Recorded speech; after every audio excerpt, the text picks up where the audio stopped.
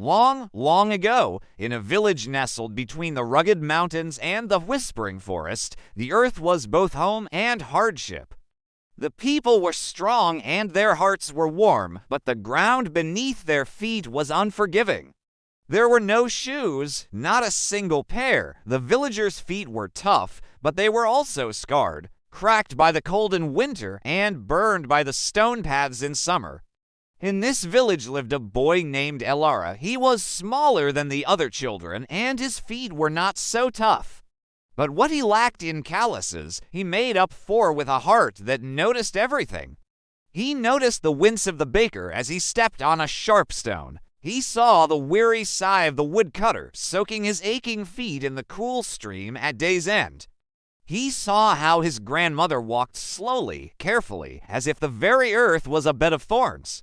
One evening, as Elara mended a small tear in his deerskin waterskin, a thought, fragile as a cobweb, drifted into his mind. He looked at the soft, sturdy leather in his hands. He looked at his grandmother's feet, wrapped in rags that did little to cushion her steps. What if ... double quotes, he whispered to himself. What if the leather that protects our water ... could also protect our feet?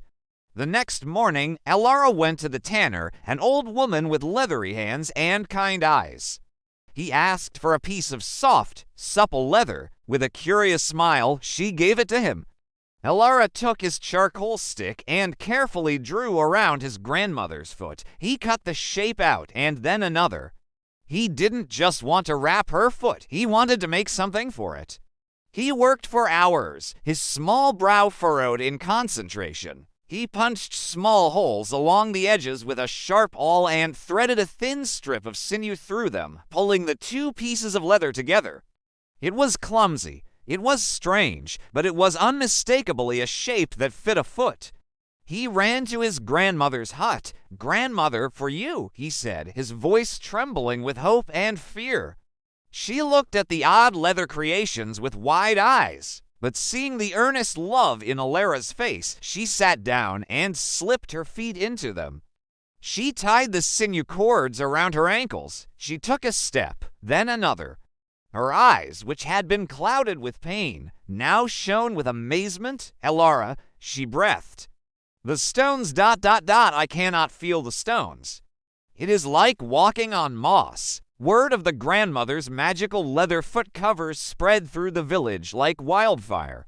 The baker came, then the woodcutter, then all the villagers, each asking Elara if he could make a pair for them.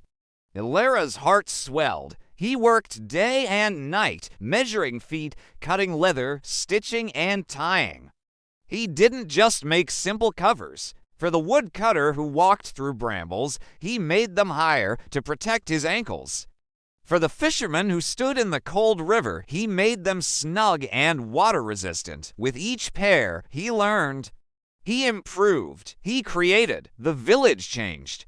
The winces turned to smiles. The weary walks home became brisk and joyful. The people could work longer, travel farther, and dance at festivals without fear. They called their new protection shoes, and the boy who made them was no longer little Elara with soft feet. He was Elara, the shoemaker whose compassion had paved the way for them all. And so, the first shoes were not born of a king's decree or a warrior's need, but from the gentle heart of a boy who loved his grandmother and could not bear to see her in pain. He saw a need, and with a scrap of leather and a brilliant idea, he softened the world for everyone, one step at a time.